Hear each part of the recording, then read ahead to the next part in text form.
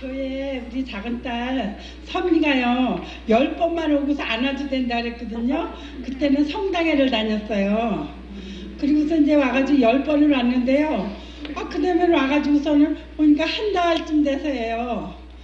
아니 목사님이 예수님이 십자가에 못 박혀 죽을 적에 나도 죽고 또 살아나실 적에 우리도 살아서 보좌 우편에 앉으셨다 그러시더라고요. 그리고 우리 죄를 위해서 죽고 사셨다고 그 말씀을 듣고 내가 얼마나 감격을 받았는지요. 그날 저녁에 너무 힘들었는데 1시간 교제 받고 갔습니다.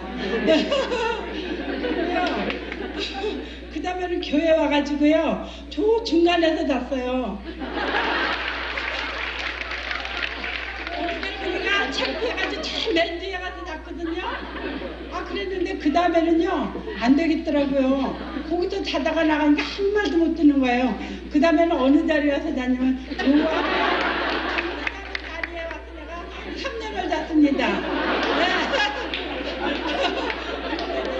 그래도 하나님한테 맨날 내가 기도하고 잤거든요. 뭐라고 했냐면요, 하나님 아버지 내가 이 교회에 왔는데요, 내가 나갈 때 듣는 말씀, 들어올 때 듣는 말씀, 이렇게 보는 말씀이요 발에서부터 머리끝까지 좀 차고 넘치게 해주세요. 이 기도를 3년을 한 것 같아요. 기도를 할지 몰라서 그것만 했습니다. 그랬는데요 어느 날 목사님이 그러시는 거예요. 이 말씀을 외우면은 정말 이 세상을 이깁니다 이래요. 근데 난 이기는 걸 너무 좋아해요. 그래가지고 그 말씀을요 종이에다가 이제 적었어요. 한 5장 정도를 적어가지고 시장에 가니까 이렇게 바구니에다가 하나 담고 의자 앞에다가 하나 놓고 주머니에 하나 놓고 머리맡에 하나 놓고 밭에 하나 놓고 이 말씀을 외우는데 그냥 이상하게도요 1년을 외워도 이 말씀을 못 외우는 거예요. 보면은 외우고 안 보면 잊어먹고요. 그래가지고 내가 1년이 되니까 너무 속이 상했어요. 그래서 내가 그랬어요. 성령님 이제 내가 바본가 봐요. 성령님께서 그러시잖아요. 대학을 나와도 대학원을 나와도 다 초등학문이라 그러셔서 제가 아주 그냥 정말 너무 감사해가지고 난 국민학교도 못 나왔는데 이 말씀을 꼭 외우겠다고 아주 작정을 했거든요. 그래서 성령님께서 맨날 좀 읽게 해달라 그러면서 1년을 했는데도 못했잖아요. 그래도 내가 외울 때까지 외우겠습니다. 그리고 1년 반을 했어요. 그랬는데 이 말씀은 그냥 어디 가서든지 아주 자신있게 얘기를 하는 거예요. 여호와의 율법은 완전하여 영혼은 소송케 하고 여호와의 증거는 확실하여 우둔한 자로 지혜롭게 하며 여호와의 교는 정직하여 마음을 기쁘게 하고 여호와의 계명은 순결하여 눈을 밝게 하는 것. 이 말씀은 그냥 어디 가든지 했다 보니까요 한 3개월을 그렇게 그냥 그게 너무 자랑스러워서 막 했어요. 그랬는데 어느 날 보니까요 이 손하고 이 무릎에 관절이 있었거든요. 그래가지고서는 한약방에 다니면서 약도 먹고 병원에 다니면서 주사도 맞고 그래. 주사를 1년 맞으니까요 이 손바닥이 얇아져가지고 뭘 잡질 못하겠더라고 아파서. 그 다음에 한약방에 다니면서 이제 침만 맞고 그랬거든요. 그랬는데 어느 날 보니까는요 병원에 아파서 갔는데 사진을 다 찍고서 그러시는 거예요. 아주머니는 관절은 하나도 없습니다 이래요. 너무 얼마나 감사한지. 그래서 내가 우리 며느리 보고 그랬어요. 내가 병원에 가니까 관절이 싹 없어졌댄다. 나는 그런데 이 중년을 내가 50년을 알았잖냐. 이것만 좀 고쳐주셨으면 좋겠다. 이러니까 우리 며느리가 그래요. 어머니 걱정 마세요. 저게 어머니가요 찬장 위에다 사다 놓은 그 손방맹이가 하나도 안 없어진 지 벌써 2달 됐어요 이러는 거예요. 그래서 가보니까 정말 그 손방맹이 하나도 안 썼더라고요. 그래가지고 중년을 50년이나 알아서 이 귀를 듣지를 못했어요. 이 하나로만 그러니까 누가 뒤에서 나를 부르면 3번을 불러야만 대답을 했어요. 이 귀 하나가 안 들리는데. 그런데 우리 며느리가 그걸 후기를 갖다 주면서 이렇게 해보라 그러더라고요. 해보는데 노란 기법이 나오는 거예요. 어느 날 보니까 이 손으로 다 전화를 받고 있잖아요.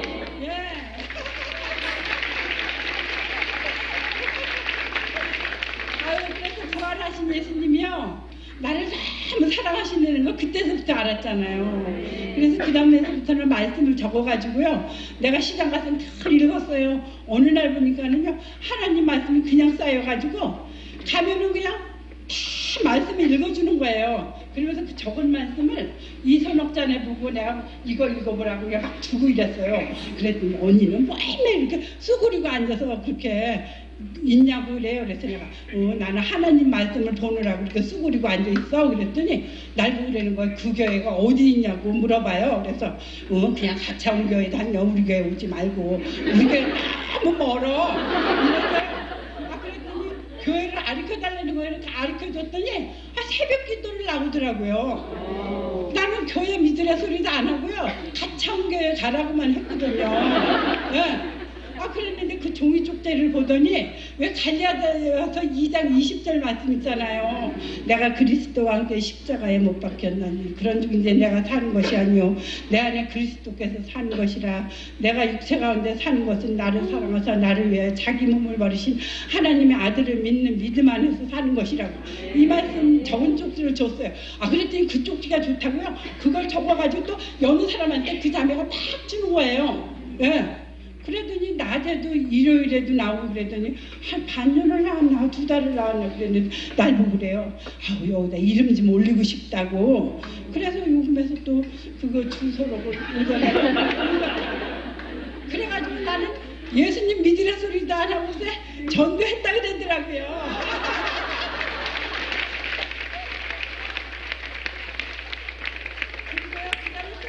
얘기할 게 있어요. 내가 우리 친구의 집에 가면요 늘 말씀 읽어줘요. 복음 있잖아요. 고린도전서 15장 3, 4절 말씀이요. 내가 받은 것을 먼저 너에게 전하여 이는 성경대로 그리스도께서 우리 죄를 위하여 죽으시고 장사지는 바 되었다가 성경대로 3일 만에 다시 살아나서 이 말씀을 읽어주고 내가 그러는 거예요. 야, 진리를 알지니 이 진리가 너희를 자유케 하리라. 영접하는 자 곧 그 이름을 믿는 자들에게는 하나님의 자녀가 되는 권세를 줬다. 예수님만 믿어봐라. 얼마나 기쁜지 모르고. 내가 가면 알고 그러는 거. 너는 맨날 뭐가 그렇게 기쁘냐고. 너 보면 난 기분 나쁘다고. 나는 죽고 싶은데 너는 왜 이렇게 맨날 기쁘냐요. 그런데 예수님이 내 안에 계시니까 얼마나 나는 기뻐요. 아직 걔보다 내가 근심을 100배 더 해야 되는데 이 근심을 그냥 예수님께서 딱 가져가시고요. 나는 그 시장에 나갈 때 맨날 기뻐서 하하하하 웃는 거예요. 그러니까 시장에서 그 언니들도 그래요. 언니가 와야 여기 기쁨이 많다고. 예. 그래서 그냥 자신 있게 이제 부활을 증거하잖아요. 그러면 어떤 아저씨는 그래요. 그런 말 하지 말아요. 아줌마 정신이 나갔어요. 날 보고 이래요. 그러면 내가 그래요. 그래도 왜 아저씨 예수님은 부활하셨으니까 믿어보세요. 너무 기뻐요. 이러지 뭐 나는. 예.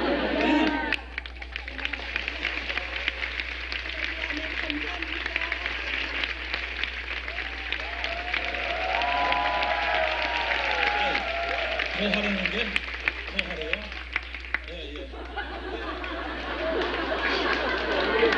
아니 우리 목사님이요.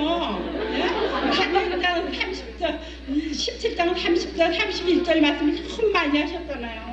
그래서 내가 시장에 가서요. 이제 어떤 언니한테 막 근데 얘기를 한 거예요. 알지도 못하는 세대는 하나님이 허물지 아니하셨거니와 이제는 어디든지 사람에게 다 명하서 회개하려 하셨다고.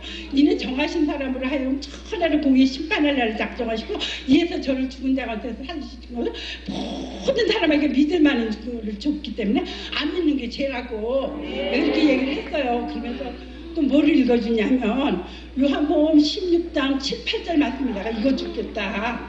예수님을 안 믿는 게 죄다 이랬어요. 그랬더니 읽어달래요. 그래서 내가 그랬어요. 알지 못하던 세대는 하나님의 허물지 아니하셨거니와 이제는 어디든지 아닌데 이거?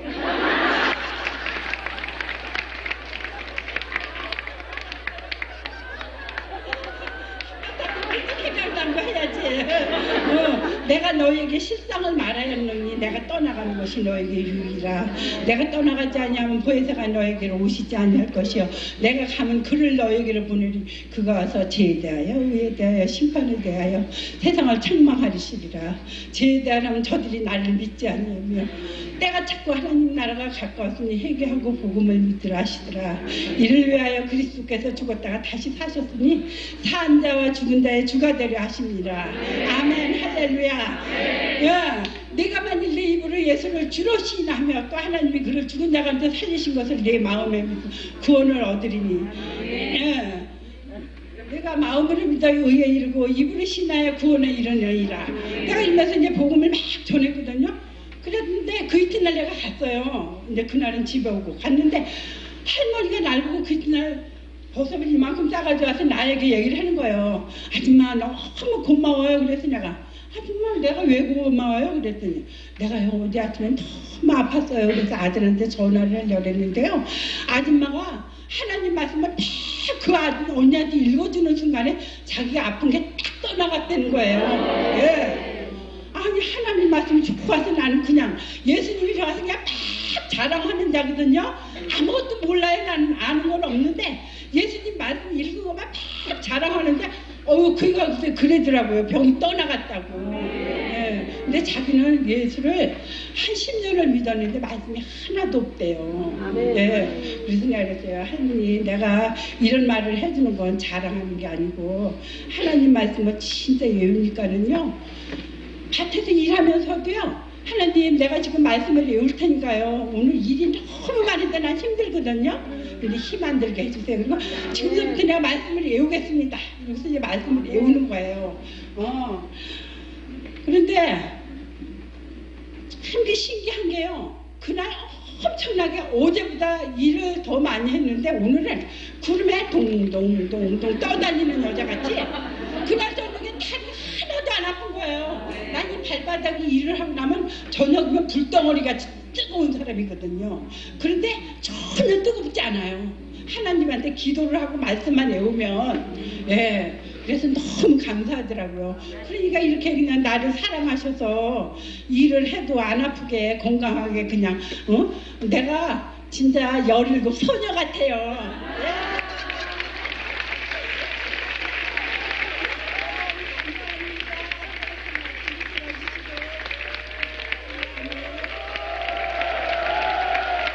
또 하시네요. 또 하시네요. 시간 없어요. 한 번 더 하실래요? 할 수 있어요? 예. 할 말이 너무 많지. 하세요. 내가 자랑하고 싶어서요. 우리 딸 그 간증 써달라는데도 안 써줘요.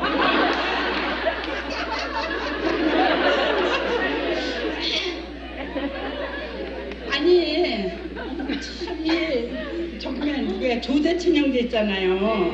그 형제가 우리 일꾼이었었어요. 그랬는데 그 형제가 이제 말씀을 적어주는 거예요.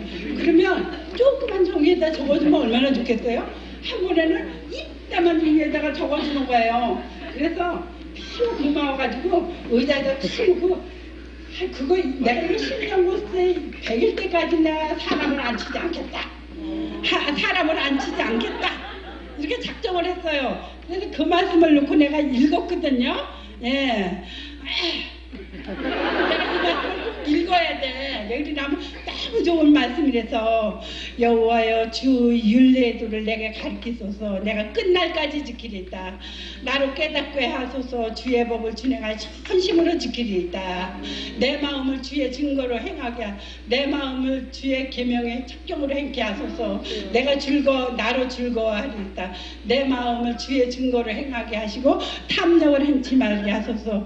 내 마음을 내 눈을 돌려 헛하는 것을 보지 말게 하옵시며 주 의도에 나를 소송케 하소서. 이 말씀을 적어주셨어요.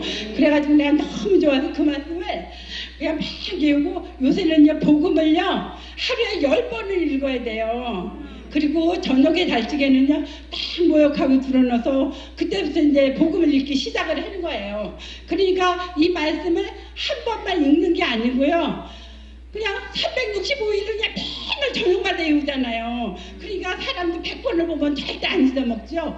그러니까 계속 날마다 읽었던 말씀을 절대 안 잊어먹더라고요.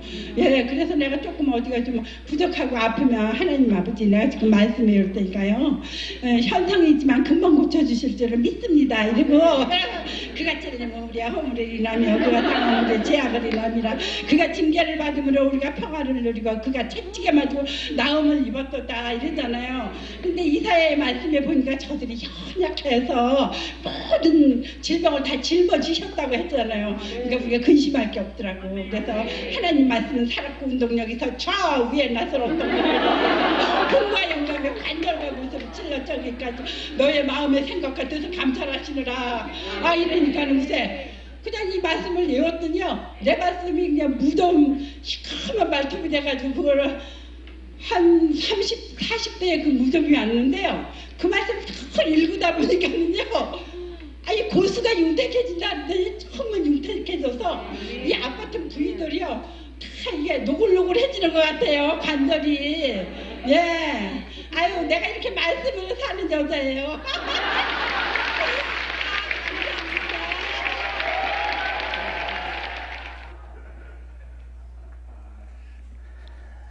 네, 참 초등학교도 못 나온 분이 우리에게 많은 자극을 줍니다. 네, 우리가 11월 20날 추수감사절 오후에 성경 암송 대회를 합니다. 여러분들에게 부담을 드리려고 애를 쓰고 있습니다. 부담이 없이는 잘 안 되잖아요. 그래서 하나님 믿고 편하려고 하는 것도 있고 영혼의 평안이 있지만 부담을 가져야 대가를 치루어야 한다는 사실을 우리가 늘 기억해야 될 것입니다. 대가를 치른다는 것, 뭔가 시간을 들이고 거기에 계속 마음을 쏟고 그것에 중요한 것이라는 것이 정말 인식된다면 그것을 위해서 기꺼이 시간 투자하고 돈 투자하는 게 우리가 해나가는 거 아니겠습니까? 그냥 절로 쉽게 되는 것은 없습니다. 주님께서 도와주셔서 이렇게 늘 우리에게 수도꼭지처럼 흘러나올 수 있는 그런 우리의 삶이 되기 위해서 우리가 성경 암송대회를 하는데 이제 꼭 한 달 남았네요. 여러분들의 아니 2달 남았죠. 계속 우리가 39절 선택구절을 해서 중요한 부분들을 우리가 같이 외우기로 하고 지금 계속 카톡에 올려서 15구절까지 올려서 지금 외웠죠.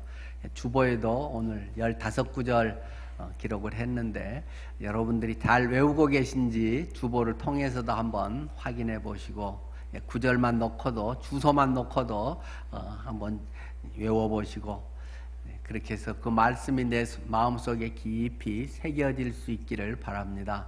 아마 저분도 외웠는데 나는 나이가 들어서 못 외우겠다 그런 분은 우리 교회는 아마 안 계시리라고 생각이 됩니다. 저분보다 머리 안 쓰고 지능이 아마 뭐 더 떨어진다고 할 분은 별로 없을 것 같고요. 시장에서 장사하시죠. 물론 자기가 직접 그 농사도 짓고 자기가 그 밥 같은 거 갈아서 거기서 키워서 시장에 좌판으로 가서 팔고 이제 그러신 분인데 저 간증 녹화할 때 제가 저 자리에 있었거든요. 근데 정말 되게 실감 나더라고요. 바로 어떤 한 사람의 이야기가 아니라 우리들 속에 가장 약하다고 할 수 있는 사람, 하나님의 택하신 사람들을 봐라. 세상에 문벌 좋은 자가 많지 아니하고 학벌 좋은 자가 많지 아니하고 내놓을 만한 게 있는 사람이 특별히 하나님 앞에 들어 쓰임 받는 것도 있겠지만 오히려 하나님은 약한 사람을 통해서 하나님이 얼마나 대단하신가, 야 하나님 믿고 저렇게도 되는구나, 그런 것들을 우리에게 깨닫게 한다는 것입니다. 우리의 어떤 목적을 두고 할 때도 많지 않습니까? 현대인은 목적의식이 어떻게 보면 너무 강하지 않은가 그런 생각이 듭니다. 어떤 목표를 정해놓고 집요하게 그것을 이루기 위해서 애쓰고 그걸 좀 이루면 자만심에 빠지기 쉽고 못 이루면 열등감에 빠지기 쉽고 그래서 어떤 목적의식이 너무 강하죠. 우리 교회 안에서도 그런 현상들을 많이 봅니다. 하나님 나 병 낫게 해주세요 라는 것을 병 낫는 것을 위해서 열심히 뭘 한다든지 그런 목표가 병 낫는 것이 목표가 돼서야 안 되겠죠.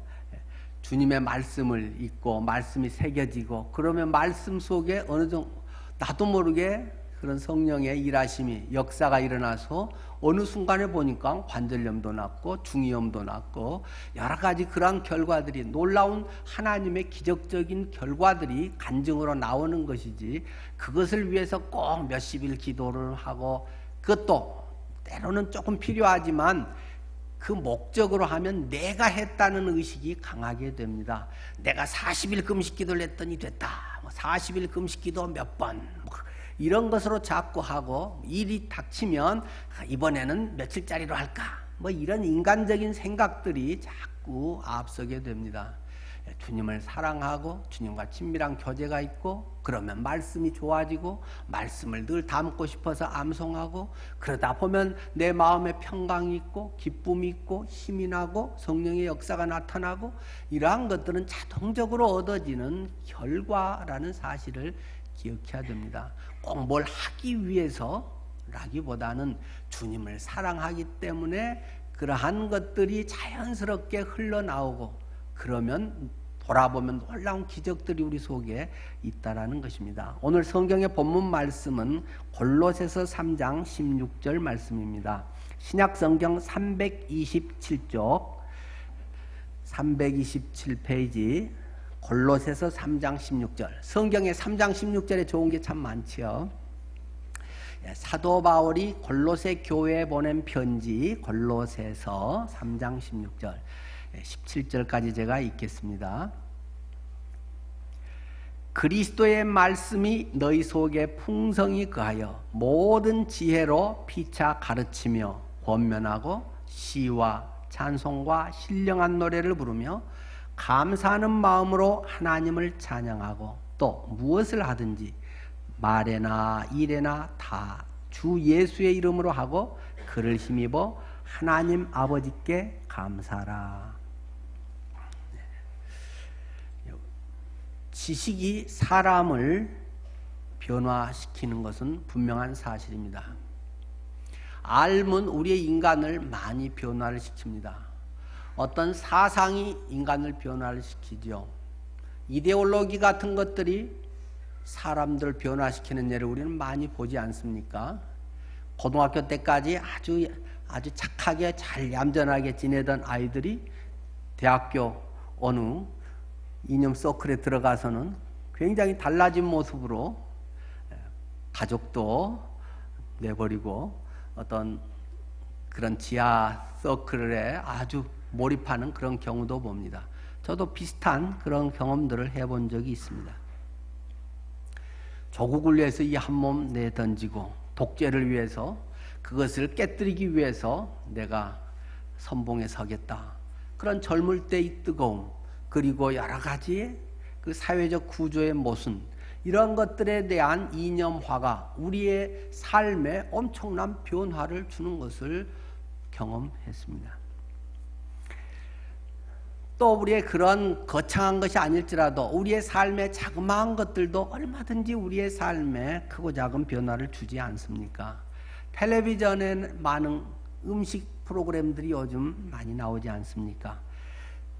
이것은 뭐에 좋습니다. 그러면 당장 이름도 잘 알지도 모르는 그런 잎사귀 그런 것들도 엄청 잘 팔리고 뭐가 좋다 하면 그때 시장에 그날은 그 물건이 동의날 정도로 잘 팔리고 오색 5가지 색깔의 채소를 골고루 먹어라. 보라색은 어디에 좋고 빨간색은 어디에 좋고 어떠고 좀 고상한 라이코펜이 어쩌고 저쩌고 그런 조금 외국 이름 들어간 것들 써서 하면 상당히 솔깃하게 우리의 마음에 다가오지 않습니까? 금방 그렇게 해서 콩매니아가 되기도 하고 우리는 이런 정보, 지식에 의해서 많은 우리의 변화를 갖게 되는 것도 사실입니다. 이러한 지식이나 정보라고 하는 것은 유익한 것이 사실입니다. 그러나 자칫하면 그것은 우리를 노예화하기 쉽다라는 것입니다. 어느 하나에 필이 꽂히면 그냥 그것만 전부로 알기 쉽다는 것이죠. 이번 명절에는 웬일인지 돼지 비계가 우리 몸에 상당히 좋다 하는 방송이 계속 나옵니다. 돼지고기가 안 팔리나 왜 그런지 모르지만 아마 그건 아니겠죠. 외국의 그 유명한 과학 잡지, 뭐 3대 과학 잡지 이런 것에 계속 발표가 되고 있다. 전에는 돼지 비계가 우리에게 동맥경화를 일으키고 혈관에 굉장히 악영향을 끼치고 아주 동물성 이 기름이 안 좋다라고 했는데 오히려 이 포화지방이 오히려 식물성 다른 기름보다 훨씬 낫다. 뭐 계속 이 방송이 나오지 않았습니까? 그 전까지만 해도 삼겹살, 뭐 돼지 비계 이런 거 안 좋다는 얘기를 많이 하다가 갑자기 최신 논문의 발표에 의하면 세계 유수의 과학 잡지에 뭐 네이처에 발표된 바에 의하면 뭐 이러면서 그 교수들이 나와서 말하면 또 한순간에 뒤집어지는 것이 우리들의 지식이라고 하는 단편성이라고도 생각이 듭니다. 아마 그래서 우리의 많은 지식과 정보라고 하는 것은 지금까지는 그렇다고 해라고 뭐 해야 되지 않을까 그런 생각이 듭니다. 이 정보라고 하는 것은 굉장히 유익한 거 아닙니까? 경제적인 유익을 줍니다.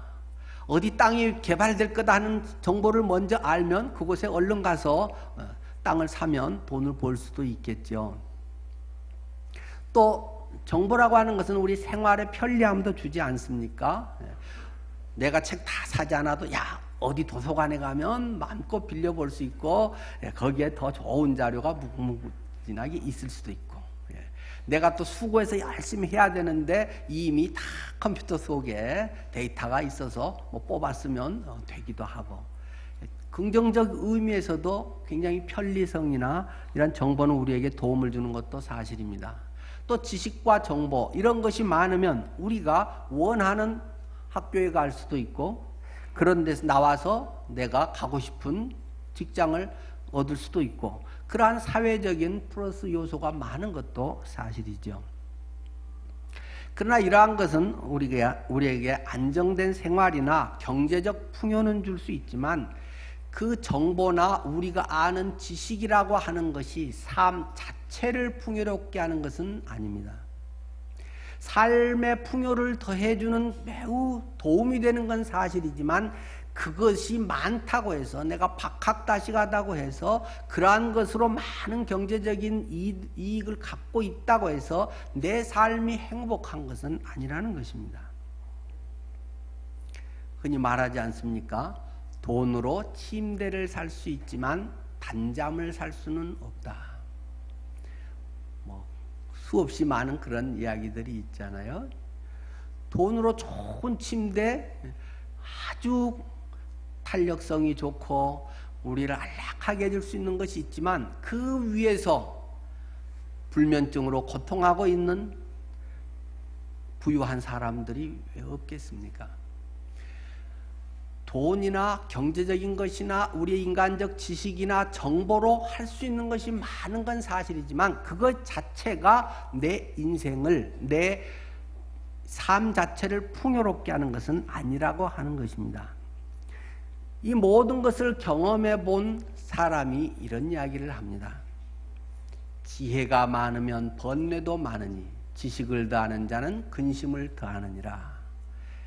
최고 높은 권력을 가졌던 왕이었던 사람, 수많은 그 전제적인 모든 것 자기 마음대로 하고 모든 부를 거머쥐었던 솔로몬, 그는 전도서 1장 18절에서 그렇게 고백을 했습니다.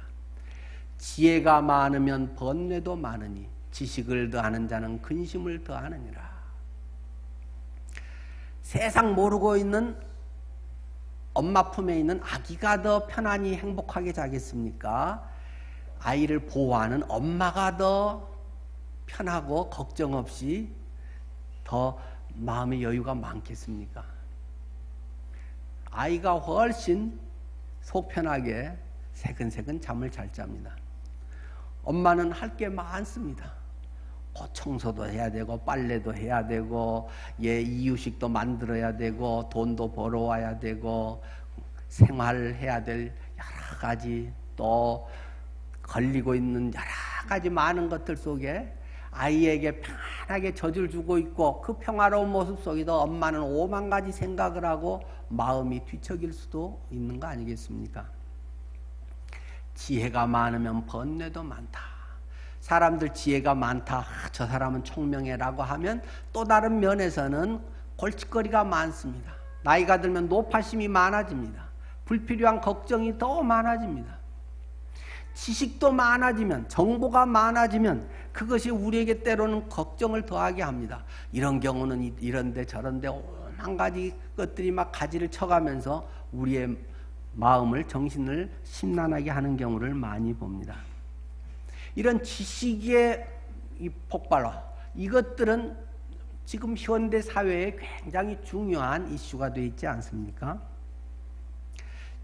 요즘 책에 지금 많이 뜨고 있는, 많이 나오고 있고 방송에도 요즘 자주 특집으로 나오대요.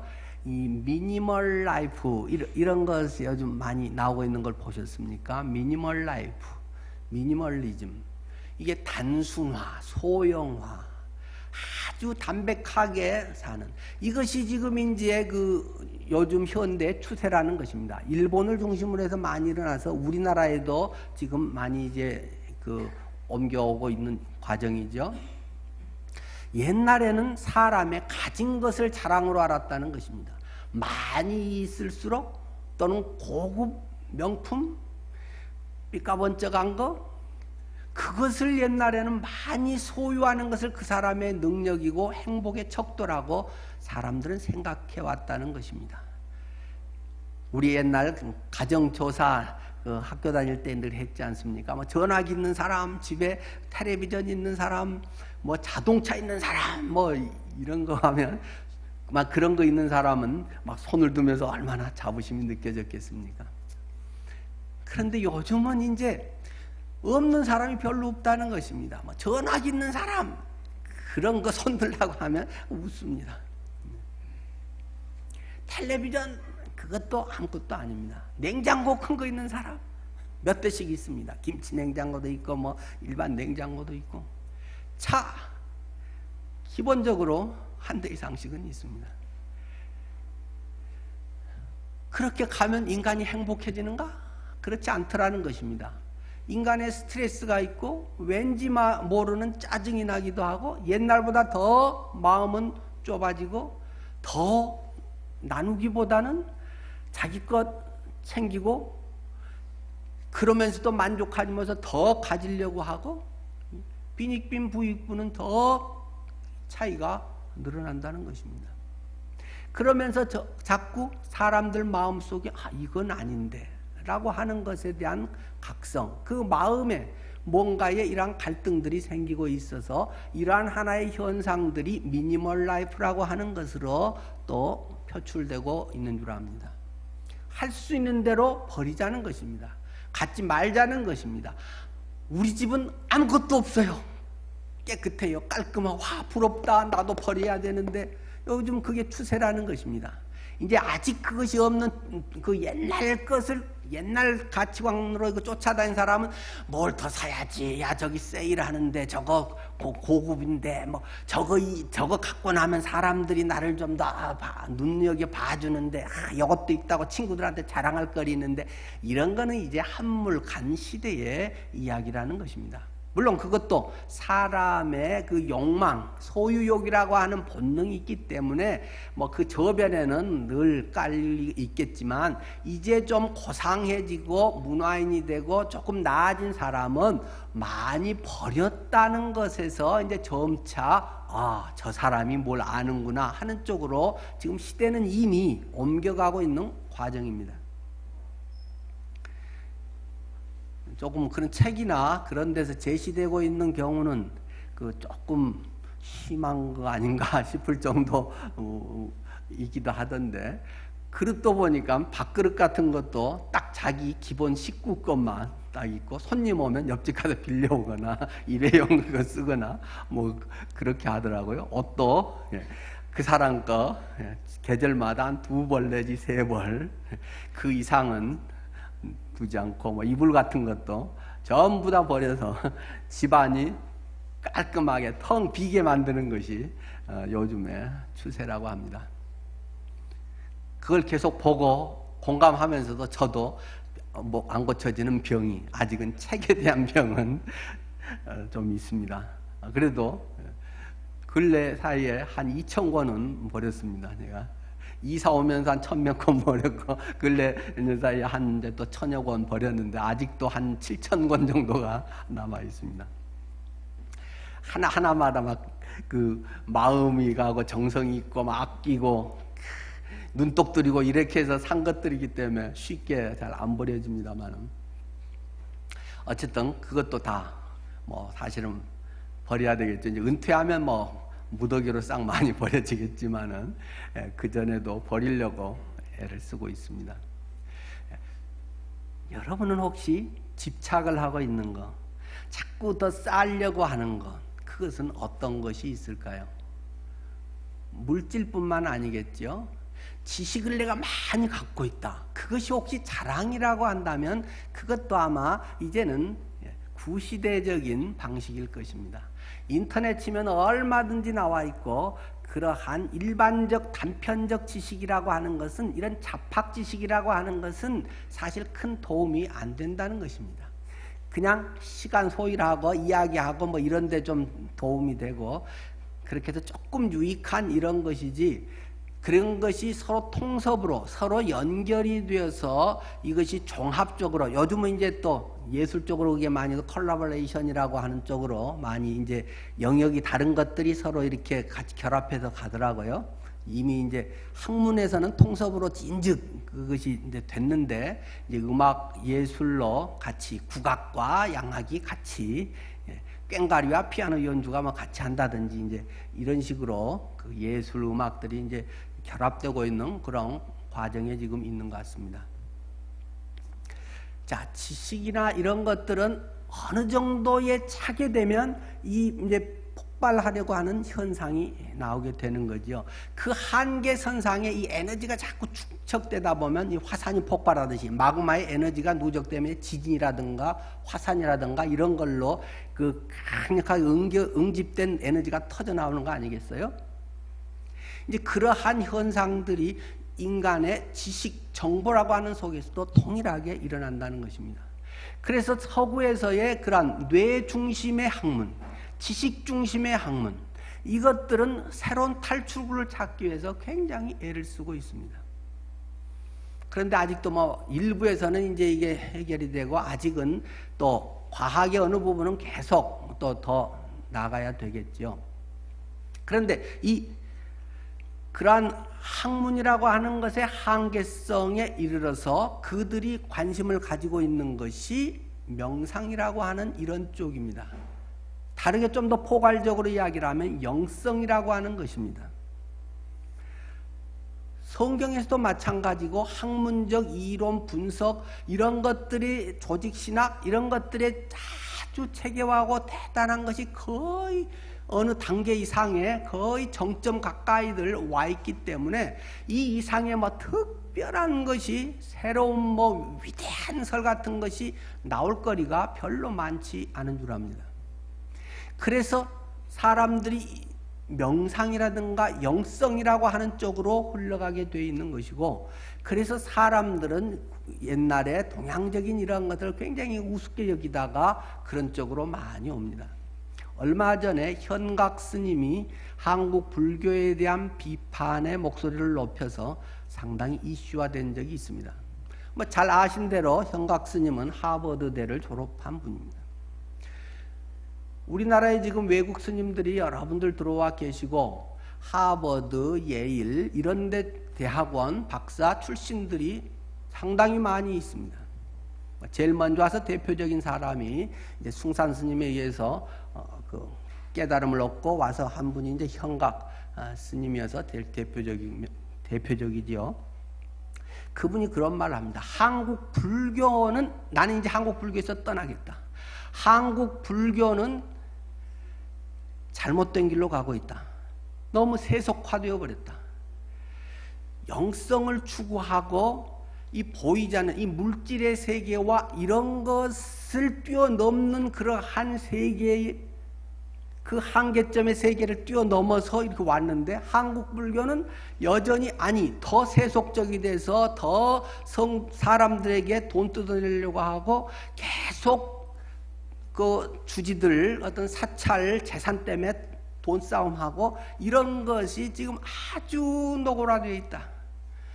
그래서 나는 누가 오겠다고 하면 한국에 와서 불교 배우라고 하지 않겠다. 뭐 이렇게 선언을 했지 않습니까? 이웃 동네 이야기는 일단 그렇다고 하더라도 우리 동네 이야기는 어떻습니까? 여러분 자신은 어떻습니까? 여러분이 신앙생활을 하고 성경을 알고 성경이 여러분들의 중심이 되는 이 성경의 하나님의 말씀, 진리의 말씀은 정말 여러분의 삶 자체를 풍요롭게 합니까? 여러분의 삶 자체 행복이 넘칩니까? 아까 이용매 할머니처럼 저렇게 무지랭이같이 세상적으로 보면 내놓을 것 없는 그분의 마음이 너무 기쁘고 행복한 것에 여러분도 맞아 나도 그래 라고 한 표를 똑같이 던질 수 있습니까? 이거는 많이 배우고 많이 아는 것과는 거의 상관이 없다는 사실입니다. 그것은 도움을 줄 수 있고 밑거름이 될 수 있지만 신앙의 연륜과도 관계가 적다는 사실입니다. 직분과도 관계가 적다는 사실입니다. 마음에 계속 그런 걸로만 부지런히 쌓아놓고 그것으로 인해서 말은 기가 막히게 하고 말도 많이 하고 하지만 결국 그것은 공허한 것입니다.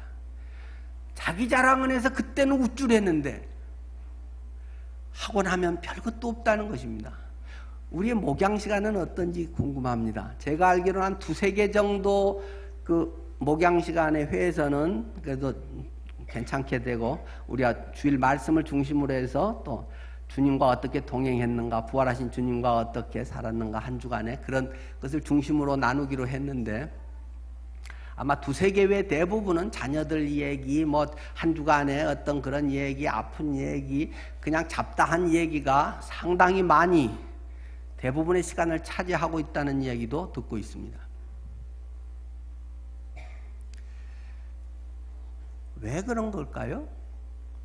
내 안에 그것으로 충만치 못하기 때문입니다. 내 관심이 돈에 있고 내 관심이 세상에서의 어떤 것들에 있기 때문에 당연히 그걸 이야기할 수밖에 없는 거. 다른 것에는 영적으로는 무지한데 영적은 경험이 없는데 옛날 구원간증 외에는 별로 내놓을 게 없는데 당연히 맨날 그 자리에서 왔다 갔다 맨날 그 이야기하고 누가 좀 알아주면 좋아하고 뭐가 좀 되면 좋아하고 아니면은 기죽고 우리 아들이 뭐 잘 되면 와 할렐루야 했다가 뭐가 또 실패하면 또 쏙 죽었다가 밤낮 널뛰기 하고 있는 것이 대부분의 신앙생활이라고 하는 모습으로 지금 포장되어 있지 않은가 그런 생각이 듭니다. 지식 정보로는 내가 정말 누구인지를 알 수는 없습니다. 내가 지금 무엇을 위해서 살고 있지 하는 것이 지식과 정보의 철학으로 알 수 있는 건 아닙니다. 그것이 의문을 갖게 하고 관심을 갖게 내주지만 해답은 거기에 없기 때문입니다. 내 안에 예수 그리스도, 내가 예수를 믿는다고 하는 것이 정말 내 속에 생명인가? 주님은 우리에게 교리의 위대함 또는 놀라운 교리를 주기 위해서 온 것이 아니라는 것입니다. 교리는 굉장히 중요한 뼈대이지만 자칫하면 그것의 노예가 될 가능성이 있습니다. 지식은 노예화할 가능성이 많다는 사실입니다. 지금 이 시간 잠실 종합운동장에서는 어마어마하게 위대한 대단한 지금 행사가 치러지고 있습니다. 신천지가 전국 모임을 오늘 잠실 종합운동장을 빌려서 지금 전부 거기에 사람들을 전국의 관광버스 등을 이용해서 끌어다가 지금 거기에 집회를 하고 있습니다. 어떻게 보면 굉장히 성경 실력이 좋습니다. 아마 웬만한 사람들은 같이 이야기를 하면 이겨낼 수가 없을 정도입니다. 비유를 통해서 교리와 교리를 연결해가지고 희한한 이단 사상을 만들어냅니다. 결국 이만희가 재림주라고 하는 사실입니다. 이런 말도 안 되는 것이 성경적이라고 성경적 정말 실력인 해석이라고 사람들은 착각을 하는 것입니다. 기독교의 성경적 이론을 얼마나 아느냐가 중요한 것이 아니고 그리스도의 생명이 내게 있느냐? 너의 삶이 예수 그리스도가 주인인가? 나를 창조하신 분이 하나님이고 태초에 하나님이 천지를 창조하시고 인간을 창조하시고 나를 창조하신 분이 하나님이라는 사실을 네가 확신하는가? 그 예수의 생명 안에 죽었던 내가 허물과 죄로 죽었던 나를 살리신 그리스도의 생명이 내 안에 있는가? 내가 그리스도의 가치관을 가지고 있는가? 그리스도의 생명의 목적이 내 속에 있는가? 그것이 훨씬 중요한 것입니다. 내가 예수 믿고 마음이 편안해졌는가? 일이 잘 되는가? 예수 믿으니까 뭐 여러 가지 좋은 사람들 많이 만나고 하는가? 그런 것은 지극히 부분적인 이야기일 뿐입니다. 예수의 생명, 내 안에 그리스도 그분이 주가 되고 나의 인생관이 달라지고 가치관이 달라지고 돈 쓰는 게 달라지고 시간 쓰는 게 달라지지 않으면 어쩌면 나는 기독교 교리의 노예가 되어 있는지 모릅니다. 아주 정통 보수 복음적 구원관을 가지고 있다고 착각하고 있을런지도 모릅니다. 예수를 믿는 것은 내 안에 생명이다라는 것입니다. 예수의 DNA가 내 속에서 발현되는 것입니다. 그것이 아닌 자꾸 교리와 가르침 이것에만 연연해서는 안 된다는 것입니다. 물론 성경적인 바른 그런 가르침 속에 그것은 발현이 됩니다. 거기에서 성령의 역사라고 하는 것을 통해서 우리 속에 실제화한다는 것입니다. 똑같은 성경의 지식이 있지만 성령에 의해서 그것이 내 속에 경험되지 않으면, 성령이 내 속에 영의 생명으로 실제화되지 않으면 그것은 그냥 좋은 밑거름일 뿐이지 아직은 내 것이 아닙니다. 좋은 밥상 차려놓고 냄새만 맡고 있을 뿐이지 그건 내게 피가 되고 살이 되는 것이 아닙니다. 내 입안에 들어온 것이 아닙니다. 그냥 진수성찬 상 받았네, 와 부럽네, 남들은 할지 모르지만 내 배는 아직도 꼬르륵 꼬르륵 하고 있는 것입니다. 여러분은 영혼에 갈급함이 있습니까? 예수의 생명이 내 안에 있어서 풍성함이 있습니까? 생명이 있는 것은 그것을 다 경험하게 되는 것입니다. 외부적인 이런 지식과 정보 또는 성경 지식이 것은 굉장히 중요한 것입니다. 그러나 그것만으로는 아무것도 아닐 수 있습니다. 성령의 기름 부으심, 성령이 그것을 통해서 내 안에 내 것이 되게 하는, 성령을 통해서 내 안에 그리스도와의 인격적인 만남, 그리스도와의 친밀한 교제, 이것이 일어나는 것은 설명할 방법이 없습니다. 이것은 경험되어지는 것이기 때문에 설명으로 되지만은 않습니다. 저는 생생하게 제 경험을 고백할 수 있지만 그것을 듣는 사람은 그냥 저 사람의 간증일 뿐입니다. 여러분은 분명히 여러분의 그런 고백을 하실 수 있습니까? 그것에서 매우 도움되는 것이 이 성경 암송입니다. 예, 이 퀴즈를 하나 내겠습니다. 골로새서와 쌍둥이 서신이라고 하는 별명을 붙일 수 있는 책이 있는데요. 혹시 무슨 책이죠? 에베소서입니다. 에베소서. 둘 다 사도 바울이 썼죠. 둘 다 사도 바울이 감옥에서 쓴 편지입니다. 자, 이 비슷한 내용을, 거의 사실 같은 내용을 사도 바울은 에베소서에서는 어떻게 말을 했을까요? 에베소서 5장 18절 말씀입니다. 315쪽 신약성경, 사도 바울이 에베소 성도들에게 보낸 편지, 에베소서 5:18. 우리가 매우 잘 알고 있는 구절입니다. 술 취하지 말라, 이는 방탕한 것이니 오직 성령의 충만함을 받으라. 그러면서 19절부터 시와 찬미와 신령한 노래들로 서로 화답하며 너희의 마음으로 주께 노래하며 찬양하며 범사 우리 주 예수 그리스도 이름으로 항상 아버지 하나님께 감사하며 그리스도를 경외함으로 피차 복종하라. 이 아까 골로새서 3장 16, 17절 말씀하고 이 에베소서 5장 18절에서 21절 말씀 같은 내용의 말씀입니다.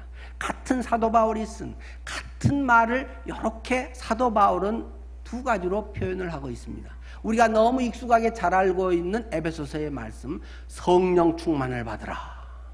성령 충만을 받으라. 그러면 결과가 어떤다고요? 시와 찬미와 신령한 노래들로 하나님을 찬양하게 된다. 그리고 부부간에 사랑하게 된다. 내 몸을 내 아내를 내 몸같이 사랑하게 되고, 그 다음에 부모를 공경하게 되고, 자녀들이 부모 공경하고, 노사관계, 직장에서 상사와 부하직원의 관계, 그것이 에베소서에 쭉 되는 이야기처럼 골로새서에서도 동일하게 지금 그 이야기를 하고 있는 것입니다. 그러니까 성령 충만하게 해주시옵소서. 주여 성령 충만 얻게 해주십시오. 뭐가 성령 충만인가? 사도 바울은 골로새서에서 그것을 그리스도의 말씀이 너희 속에 풍성히 거하여 모든 지혜로 피차 가르치며 권면하고 시와 찬송과 신령한 노래를 부르며 감사하는 마음으로 하나님을 찬양하고, 성령 충만을 사도 바울은 그리스도의 말씀이 너희 속에 풍성히 거하는 것이다. 하나님의 말씀이 내 속에 풍성히 거하는 것이다. 아까 이용매 할머니 끝났나? 이제 저거 외운 게 저기 전부인가 보다 했더니 또 하고 아마 저분 간증한 거 다른 것에 뭐 1시간 반짜리인가 또 간증 다른 교회에서 저 양반이 한다니까 자기 교회 불러서 또 했는데 거기 보니까 거의 1시간 반 간증을 혼자 또 성경 구절을 막 줄줄줄 외우면서 하시더라고요. 저분이 사람들 앞에 뭘 자랑하려고 한 것도 아니고 하나님의 말씀을 붙들고 말씀을 그대로 살고, 그럼 본인 안에 기쁨이 있고 예수의 생명이 있는 것입니다. 단도직입적으로 묻습니다. 여러분의 마음이 정말 풍성합니까? 여러분은 기쁩니까? 주변의 환경은 옛날보다 더 나빠질 수도 있습니다. 돈 때문에 엄청 스트레스 받을 수도 있습니다. 사람 관계 때문에 엄청 괴로울 수도 있습니다. 배신감을 느낄 수도 있습니다. 그럼에도 불구하고 여러분은 평안하십니까? 여러분의 마음에 기쁨이 있나요? 누가 먼저 내게 사과를 하고 뭐가 환경이 바뀌고 그래야 한다면 그거는 모든 사람이 누구나 다 하고 예수 안 믿어도 그런 정도는 다 하는 것입니다. 내 안에 예수가 있다는 증거가 무엇인가? 저 사람이 용서 안 구해도 되고 내가 계속 손해봐도 왠지 모르게 하려고 해서라기보다는 부활하신 예수가 내 안에 계시기 때문에 신기하네. 내가 그냥 미치고 발작 뛰어야 될 상황인데도 내가 왜 이러지? 내 이상해진 거 아니요? 자기가 놀래는 그런 경험이 있지 않습니까? 그것이 당연한 것입니다. 그렇게 되는 것입니다. 해야지가 아니라 그렇게 되는 것입니다. 그리스도의 말씀을 속에 풍성할 때 올해 성경 구절, 아까도 그 이용의 모친님이 저 구절만 달달로 했잖아요. 하나님의 말씀이 있기 때문에, 하나님 말씀은 뭐냐? 지식이나 정보를 뛰어넘어서 살아있는 말씀이다. 그리고 운동력, 활력이 있어 막 꿈틀꿈틀한다는 것입니다. 그렇기 때문에 양쪽에 시퍼렇게 갈아서 날선 그런 검보다도 아주 날카롭다는 것입니다. 그래서 우리의 생각에 혼적, 정신적인 못된 생각, 이기적인 생각, 자존심 이런 것을 또 영과 및 관절과 골수, 육체적인 것까지도 찔러서 쪼개고 역사를 일으킨다는 것입니다. 저게 뭡니까? 수술하는 거 아닙니까? 잘못됐을 때 관절을 딱 메스로 딱 자르고, 요즘은 뭐 아주 좋은 칼들이 많아서 뭐 레이저 그런 것으로 그런 레이저 칼도 있고 감마 나이프 그런 수술도 있고 별거 다 있지만은 수술한다는 것입니다. 하나님의 말씀은 내 오염된 생각을 수술합니다. 내 욕심된 생각을 수술합니다. 내 불안하고 염려하고 시기하는 마음을 수술하는 것입니다. 내 육체도 수술합니다. 내 영이 왜곡되어 있는 것을 주님의 말씀은 수술해 줍니다. 이런 말씀이 하나님 말씀 외에는 없다. 성경은 단호하게 선언하고 확실하기 때문에 그것을 당당하게 이야기하게 되고, 저런 무지랭이 같은 할머니도 그것을 아주 그냥 잘 경험이기 때문에 이야기할 수 있다는 것입니다. 성경 말씀이 여러분 속에 완전히 잠기게 하십시오. 그 속에서 계속 묵상을 하십시오. 성령께서 나도 모르게 어느 순간에 깨닫게 하십니다. 힘이 되게 하십니다. 위기에 딱 직면했을 때 실력이 발휘가 됩니다. 보통 때는 실력자인지 모르는데 위기에 난세에 영웅이 난다고 하듯이 성경 말씀 알았던 게 뭐 별로 고생해서 도움 안 됐던 것 같은데 위기에 처할 때 그 말씀이 하나님의 말씀이겠지 힘이 팍 됩니다. 그 말씀 하나 붙들고도 얼마든지 일어설 수 있습니다. 여러분은 경험하셨습니까? 우리는 날마다 경험할 수 있습니다. 여러분의 삶이 그걸 경험하기를 바랍니다. 11월 20일 날 그래서 암송대회를 합니다. 부담을 드리고 싶어서 하는 것입니다. 외우자 그러면 누가 그걸 외우겠습니까? 요즘같이 골치 아픈데 머리에 잡동산이 꽉 차 있는 머리에 성경 말씀 집어넣을 잡힌 공간이 있겠습니까? 미니멀 라이프, 뇌에 번잡한 별로 씨잘데기 없는 그런 인터넷에 떠도는 그런 정보는 많이 비우고 그런 것으로 아는 체 하는 이제 그 웃기는 그런 수준은 우리가 뛰어넘어서 하나님의 말씀이 내 속에 차고 그것이 능력이 되고 그것은 부담이 좀 필요합니다. 대가를 치른다라는 것은 부담을 갖는다라는 말입니다. 여러분들에게 부담을 주고 싶어서 이 설교를 저는 지금 하고 있습니다. 그러나 그것은 여러분에게 굉장한 유익이 될 것을 확신합니다. 여기에 함께 계속 해나가십시다. 기도하겠습니다.